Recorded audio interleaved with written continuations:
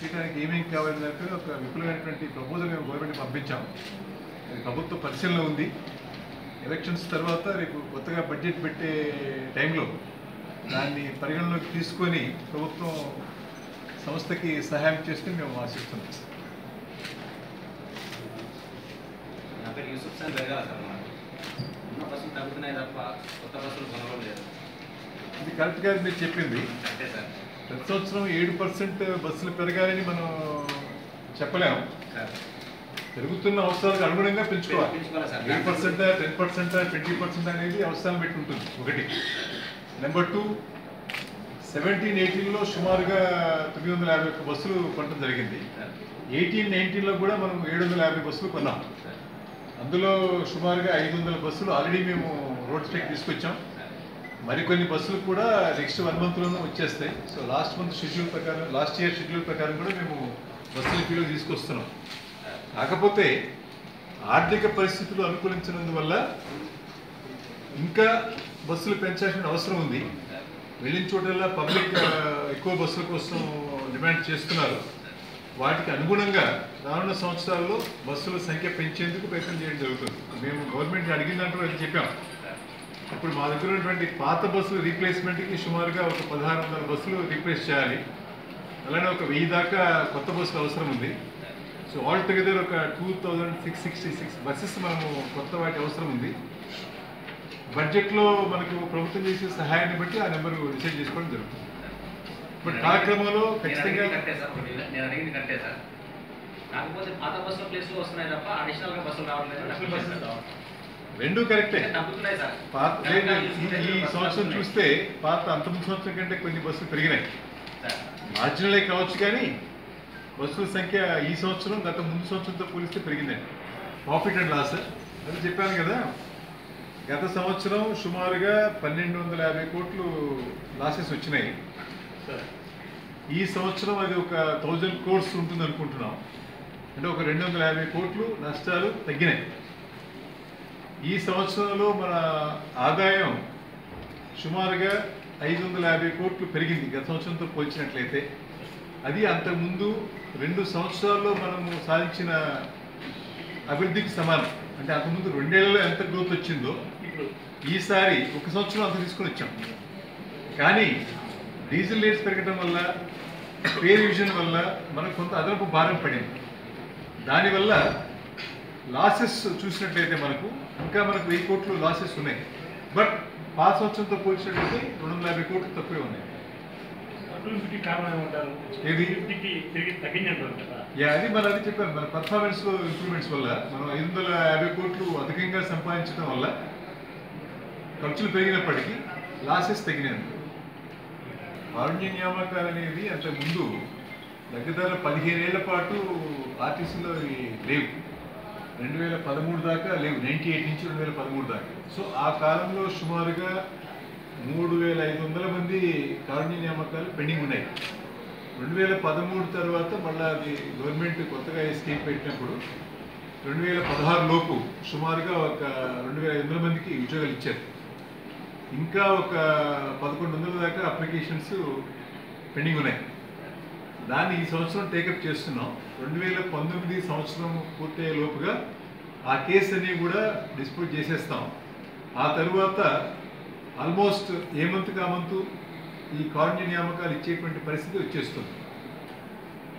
Okay, మాకు ప్రతి సంవత్సరం సుమారుగా ఒక 250 దాకా ఈ కారుణ్య నియామకపు అప్లికేషన్లు వస్తాయి. అంటే యావరేజ్ నెలకు ఒక 20 అన్నమాట. సో పాత పెండెన్సీ లేకపోతే ఎప్పటికప్పుడు క్లియర్ చేసుకోవడం ఎంత మాత్రం కష్టం కాదు. పెన్షన్ కేసులు పెండింగ్ ఉన్నాయి. అవన్నీ కూడా ఇప్పుడు మేము క్లియర్ చేయగలిగాం. ఇప్పుడు సెటిల్మెంట్స్ అన్ని ఏ మంత్ కా మంత్ చేసేస్తున్నాం.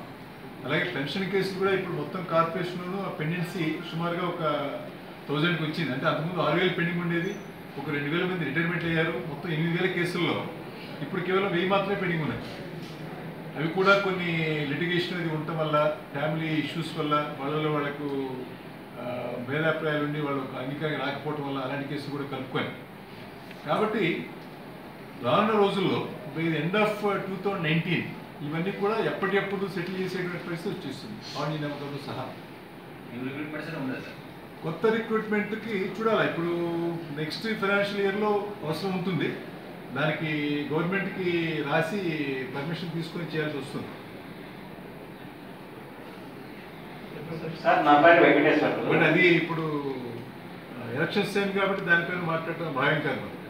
బోర్డ్ ఆఫ్ కరెక్ట్ ఉంటుంది కాబట్టి లాస్ట్ 10 years నుంచి కూడా మనం 5 years నుంచి కూడా రిక్రూట్ చేసి సర్లేండి, ఉంది ప్రాబ్లం ఉంది, ఇంకో 1 year ఉంటుంది సార్. సిటీలో ఏమన్నా టౌన్ సర్వీస్ చేసే ప్రాబ్లం కదా, 10 సంవత్సరాల ప్రాబ్లం కదా, ఇంకో 6 నెలలు ఒకటి కూడా. ఎందుకంటే లోకల్ రిక్వైర్మెంట్స్ ఏదో రకంగా మీట్ అవుతారు, పర్సనల్ ట్రాన్స్పోర్ట్లోనో లేకపోతే ఆటోలో లేకపోతే మరొకటి ఉండి.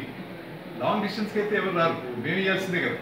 అంటే పబ్లిక్ ను డిస్టర్బ్ చేయడమే కదా సార్, మీరు వాళ్ళ మీద డిపెండ్ అయితే, ఎవరిపైన డిపెండ్ అయితే ఆటోల మీద వాటి మీద డిపెండ్ అయితే పబ్లిక్ డిస్టర్బెన్స్ పాయింట్ అర్థం చేసుకోవాలి.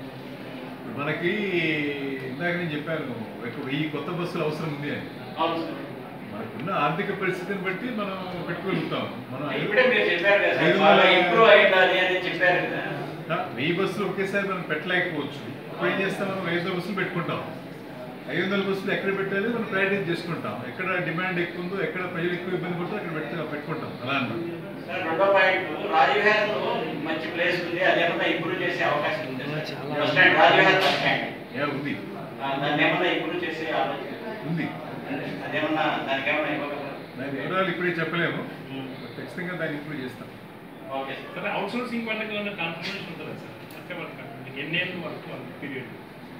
సుప్రీంకోర్టు దీనిపైన స్పష్టంగా ఆదేశాలు ఇచ్చింది. సార్, ఒక ఫెయిర్గా ట్రాన్స్పరెంట్గా అందరికీ అవకాశం ఉండేటువంటి రిక్రూట్మెంట్ ప్రాసెస్ ద్వారా అపాయింట్ కాని వాళ్ళని కొంతకాలం పనిచేశారు కాబట్టి రెగ్యులైజ్ చేసేస్తే ప్రజలకు నష్టం కలుగుతుంది. సపోజ్ ఇప్పుడు మీ పక్కన ఆయన్ని నేను అవుట్సోర్సింగ్లో పెట్టుకున్నాను అనుకోండి, మీకు అవకాశం లేకుండా, రేపు ఆయన రెగ్యులైజ్ చేస్తే మీలాంటి వాళ్ళకి నష్టం కదా. మీకు కూడా ఆ రోజు అవకాశం ఇచ్చి ఒక టెస్ట్ పెట్టుకుంటే మీకు వచ్చేదేమో మెరిట్లో వచ్చేది. మెరిట్లో తీసుకోకుండా ఆర్బిటరీగా ఎవరైనా అపాయింట్మెంట్ చేసి వాళ్ళని రెగ్యులైజ్ చేయడం అనేది అది అందరికీ నష్టం కలిగించేటువంటి చర్య. అలాంటివి చేసే అధికారం ఎవరికి లేదు. వాళ్ళకున్న శాలరీస్ కూడా from time to time government revise చేస్తూ ఉంటుంది. అవన్నీ త్రూ అవుట్సోర్సింగ్ కాంట్రాక్ట్ ద్వారా వచ్చిన వాళ్ళ ఇది కూడా మినిమం వేజెస్కి అనుగుణంగా from time to time government జీవోల ద్వారా పెంచుతున్నారు. బట్ వాళ్ళు రెగ్యులైజ్ చేసేందుకు ప్రొసీజర్ లేదండి. అది కోర్టు వ్యతిరేకంగా చేయకూడదు కదా. కడపలో పెడతారు.